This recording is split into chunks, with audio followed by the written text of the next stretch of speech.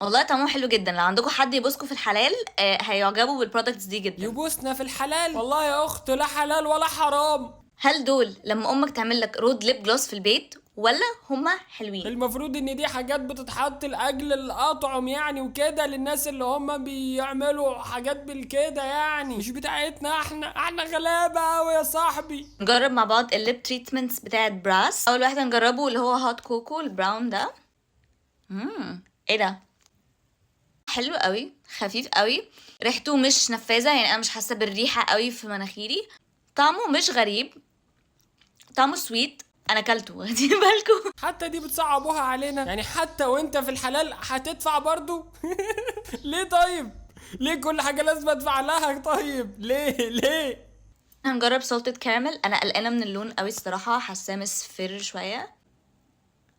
كريحه ده ريحته احلى سويت كده. كلون هو ترانسبيرنت اكتر، يعني كنت خايفه انه يبقى مصفر بس هو مش مصفر خالص. وكطعم حياة ربنا طعمه كامل، طعمه حلو قوي. عاوز اجرب.